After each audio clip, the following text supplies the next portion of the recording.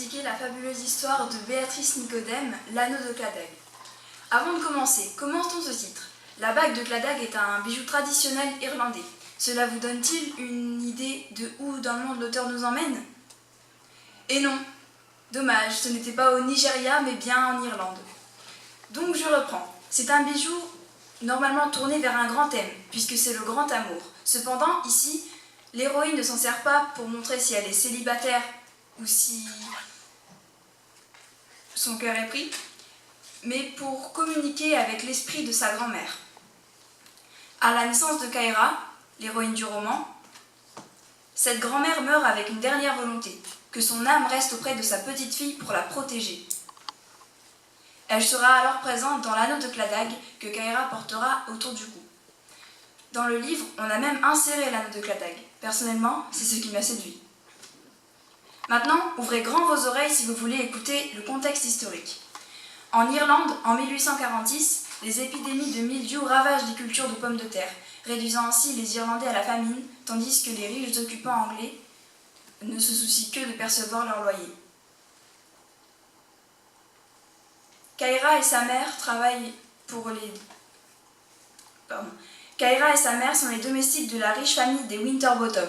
Un jour, Kaira est envoyée par ses maîtres chez leurs voisins, les Carmichael, pour y animer la soirée en y jouant du violon. Elle y fait la rencontre d'Arthur, le fils des Carmichael, et ensemble, ils débutent une relation secrète et interdite, car d'un côté, Kaira est catholique, pauvre et domestique, tandis qu'il est riche, un noble landlord, protestant et destiné à épouser Clémentine, la fille des maîtres de Kaira.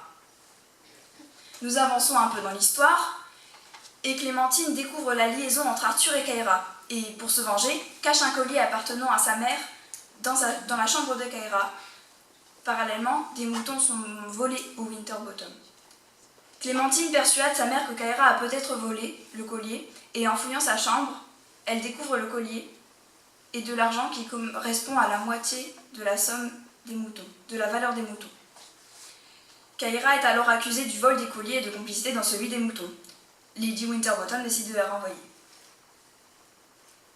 Peu de temps avant le départ de Kaira, les voleurs de moutons sont renvoyés et Lady Winterbottom rend l'argent à Kaira. Kaira décide alors de l'utiliser pour partir à New York, rejoindre Arthur, qui lui aussi était parti. Passons à l'analyse. Tout d'abord, le roman est en majeure partie merveilleux. C'est-à-dire que le surnaturel se mêle à la réalité et qu'il est accepté par le personnage. Ici, le surnaturel, c'est l'âme de sa grand-mère qui apparaît dans la grande famille. Période réelle qui se colle parfaitement bien à l'histoire, puisque, comme je vous l'ai expliqué, l'anneau est un bijou typique irlandais. On repère aussi un peu le côté fantastique. Par exemple, la nuit du 31 octobre, Kaira a un doute quant à la présence ou non de sa grand-mère. Le plancher craque, la bougie s'allume, mais elle pose même la question à voix haute et n'obtient même pas de réponse. Sinon, hormis de rares fois où Kaira sent l'anneau se réchauffer, il ne se passe absolument rien de surnaturel. Pour ce qui est du style de l'auteur, l'intrigue est lente, on n'assiste jamais aux événements et on les apprend toujours indirectement par un personnage qui raconte à d'autres ce qui s'est passé. C'est ce qu'on appelle une mise en abîme. Les personnages racontent l'histoire du roman à l'intérieur même de ce roman. Par exemple, on n'assiste pas non plus au moment où Kaira est innocentée du vol du collier de sa maîtresse, ni d'un détournement de vivres. On la retrouve juste prête à partir, avec son argent.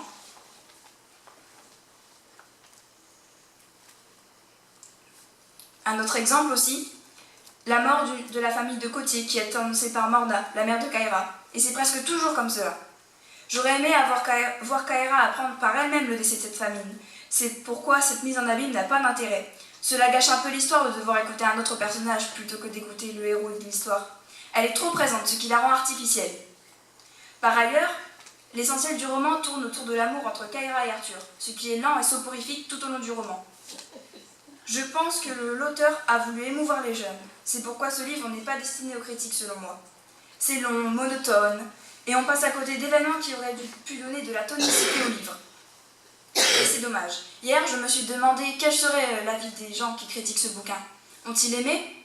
Pourquoi? Ou pourquoi n'ont-ils pas aimé? Serait-ce pour les mêmes raisons que moi? Toute l'histoire est prévisible. Pas de mystère, aucun suspense, sauf le moment où Kaira rêve qu'elle trouve sa tombe où est inscrite sa date de décès. On le découvre seulement à la fin, et c'est sa date de fin de vie en Irlande. D'un autre côté, le fond était agréable. Le contexte historique et toutes les références culturelles présentes dans le livre contribuent à l'immersion du lecteur. Par exemple, savez-vous que le reel était une danse traditionnelle celtique? Ou encore que la banshee est une messagère d'un autre monde dans la mythologie celtique irlandaise? Ce livre atteste donc de la recherche et de la connaissance de l'auteur sur la culture celte. Pour conclure, je dirais que je n'ai vraiment pas aimé L'Anneau de Gladag. C'était une histoire trop plate que j'ai eu beaucoup de mal à lire. De surcroît, la romance entre Kyaira et Arthur était, je dirais, trop présente. Même si on ne voit qu'un seul rendez-vous sur plusieurs, on sait juste qu'ils projettent de partir en Amérique. Enfin, la catégorie roman jeunesse est beaucoup trop marquée, ce qui a provoqué, selon moi, des maladresses dans le style de Béatrice Nicodème. Je préfère m'en aller lire le fabuleux roman à contexte historique Les Misérables de Victor Hugo, plutôt que de lire avec beaucoup de respect pour l'auteur cette misérable trilogie. Mesdames et messieurs, merci de m'avoir écouté.